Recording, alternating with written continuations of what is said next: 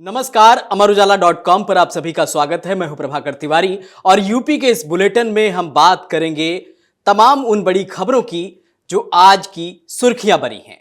मुख्यमंत्री योगी आदित्यनाथ ने बहराइच के भरथापुर में हुए नाव हादसे के बाद रविवार को गांव का हवाई सर्वे किया और 1 महीने के अंदर ग्रामीणों को सुरक्षित आबादी के स्थान पर बसाने का ऐलान कर दिया। मुख्यमंत्री योगी आदित्यनाथ रविवार को 3 बजे मोतीपुर डाक बंगला पहुंचे। यहां उन्होंने भरथापुर गांव के नाव हादसे के पीड़ित परिजनों से मुलाकात कर उन्हें चेक प्रदान किया। मुख्यमंत्री योगी आदित्यनाथ ने ऐलान किया कि 1 माह के अंदर भरथापुर गांव के सभी 118 परिवार के विस्थापन की प्रक्रिया पूरी कराई जाएगी।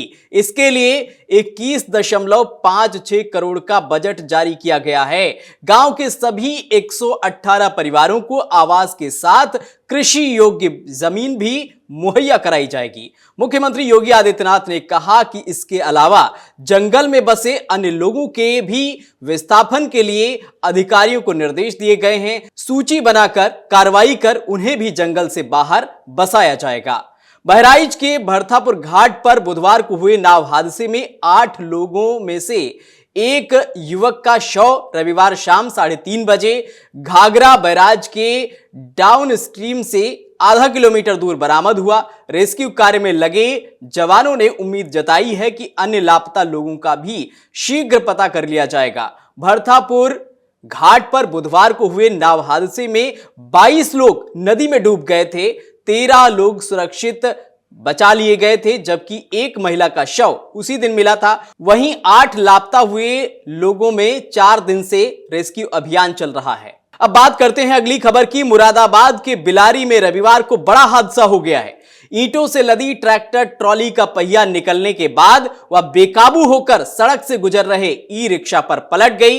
इस हादसे में 2 लोगों की मौके पर ही मौत हो गई। इसके साथ ही ई रिक्शा सवार 2 अन्य लोग गंभीर रूप से घायल हो गए हैं। घटना के मुताबिक करणपुर की ओर से ठाकुर द्वारा जा रही ट्रैक्टर ट्रॉली ईंटों से भरी थी।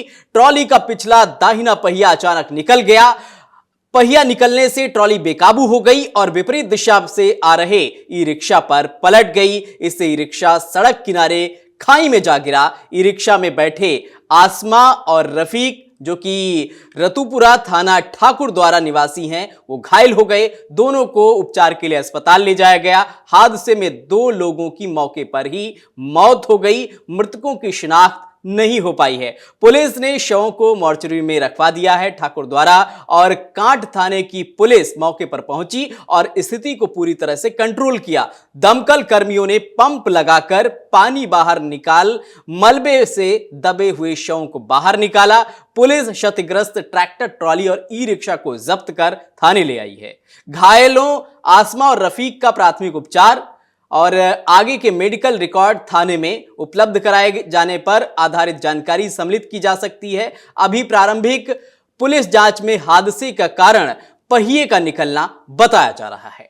अब नजर डालते हैं अगली खबर पर, जो कि बदायूं से है। बदायूं के उघैती थाना क्षेत्र के गांव सरैया में शनिवार की रात बारात में डीजे पर तेज आवाज में गाना बजाने का विरोध करने पर बारातियों ने बवाल कर दिया। आरोप है कि बारातियों ने एक घर पर जमकर पथराव कर दिया।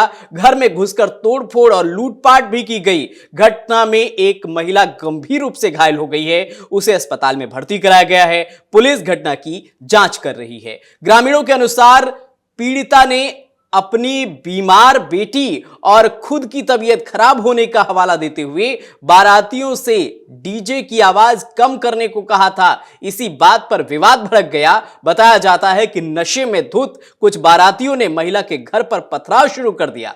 आरोप है कि पथराव से घर के दरवाजे और खिड़कियां टूट गईं। इसके बाद कुछ दबंग खिड़की तोड़कर जबरन घर में घुस गए और मारपीट की, साथ ही साथ लूटपाट की। पथराव और तोड़फोड़ की घटना के वीडियो सोशल मीडिया पर भी वायरल हो रहे हैं। अब बात करते हैं अगली खबर की, जो कि बरेली से है। बरेली के देवरनिया थाना क्षेत्र में शनिवार रात सनसनीखेज वारदात हुई। एक युवक ने मां की मौत के बाद अपने मामा की हत्या कर दी। बरेली के देवरनिया क्षेत्र में बहन की मौत के बाद उसके शव को देखने जा रहे ग्रामीण की अपने भांजे से कहा सुनी और बहस हो गई। मामा ने गुस्से में आकर भांजे को डंडा मार दिया। इससे बौखलाए भांजे ने हंसिया से ताबड़तोड़ वार कर मामा की हत्या कर दी। इसके बाद आरोपी भांजा भाग गया। पुलिस ने आरोपी के खिलाफ मुकदमा दर्ज कर लिया है। देर रात आरोपी को पकड़ लिया गया है। पुलिस ने मृतक और उसकी बहन के शव को पोस्टमार्टम के लिए भेज दिया है। देवरनिया थाना के मोहल्ला शाहाबाद निवासी कड़े राम ने पुलिस को बताया कि उनकी बहन और बहनोई पीलीभीत से आकर करीब 2.5 माह से उनके यहां रहने लगे। भांजे सोमपाल ने शराब के नशे में धुत होकर 26 अक्टूबर को अपनी बाइक पर पेट्रोल डालकर आग लगा दी थी, जिसे बुझाने के लिए बहन सुशीला देवी गई और बुरी तरह से वो झुलस गई। इलाज के लिए उसे बरेली के अस्पताल में भर्ती कराया गया, जहां उपचार के दौरान शनिवार को उसने दम तोड़ दिया। उसके शव को उस प्लॉट में लाकर रख दिया गया जो कुछ दिन पहले बहन ने ही खरीदा था। मृतक के भाई कड़ेराम और मोतीराम अपनी बहन के शव को देखने के लिए जा रहे थे। रास्ते में उनका भांजा सोमपाल मिल गया। मोतीराम ने उसे डांटते हुए कहा कि उसी की वजह से उनकी बहन की मौत हो गई है। उन्होंने गुस्से में आकर उसके सिर पर एक डंडा मार दिया। उस वक्त सोमपाल के हाथ में हंसिया था। गुस्से में आकर उसने मामा पर ताबड़तोड़ वार कर दिए, जिससे मोतीराम की मौके पर ही मौत हो गई। अब बात करते हैं अगली खबर की, जो कि मेरठ से है। मेरठ में एक सनसनीखेज वारदात सामने आई है, जहां गांव अगवानपुर में 2 गोलियां मारकर युवक की हत्या कर दी गई है। गांव के बाहर जंगल में शव पड़ा मिला है। पुलिस और फॉरेंसिक टीम ने जांच शुरू कर दी है। सीसीटीवी फुटेज खंगाले जा रहे हैं। वहीं ग्रामीणों ने बताया कि शव के पास तड़के 3 युवक देखे गए थे। थाना परीक्षितगढ़ के गांव अगवानपुर निवासी राहुल, जिसकी उम्र 28 साल है, शनिवार रात 8 बजे अचानक घर से लापता हो गया था। परिजनों ने तलाश करने के बाद रविवार तड़के सुबह 3 बजे चितमान चौकी पर गुमशुदगी की तहरीर दी। रविवार सुबह करीब 5:30 बजे राहुल का गोली लगा शव खुटी अगवानपुर संपर्क मार्ग पर पड़ा मिला। इसके बाद सैकड़ों ग्रामीण और परिजन मौके पर पहुंचे। सूचना पर पहुंचे थानाध्यक्ष विजय कुमार राय शव को मोर्चरी में भेजने लगे। ग्रामीणों ने मुआवजे और हत्यारोपियों की गिरफ्तारी की मांग करते हुए शव नहीं उठने दिया। एसपी देहात अभिजीत कुमार के समझाने पर ग्रामीण शांत हुए, जिसके बाद शव पोस्टमार्टम के लिए भेज दिया गया है। वहीं एसपी देहात ने बताया है कि हत्यारों को जल्द से जल्द गिरफ्तार कर लिया जाएगा। क्राइम ब्रांच, एसओजी और थाना पुलिस जांच में लगाई गई है। गांव में लगे सीसीटीवी कैमरे की जांच की जा रही है। परिजनों से भी इस मामले में पूछताछ की जा रही है। बदायूं जिले का ऐतिहासिक ककुड़ा मेला धीरे धीरे मिनी कुंभ का रूप ले चुका है। रविवार को गंगा तट पर श्रद्धालुओं का सैलाब उमड़ पड़ा। भोर होते ही गंगा के मुख्य स्नान घाट, कुर्मियान घाट और गंगापुर घाट हर हर गंगे, जय मां गंगे के जयकारों से गुंजायमान हो उठे। हजारों श्रद्धालुओं ने गंगा में स्नान किया। सुबह से ही ककोड़ा की धरती पर श्रद्धालुओं का कारवां रुकने का नाम नहीं ले रहा था। दूर दराज के जिलों, यहां तक कि दूसरे प्रदेशों से भी लोग गंगा स्नान और धार्मिक आयोजनों में हिस्सा लेने पहुंचे थे। गंगा किनारे तंबू का विशाल शहर बस गया है।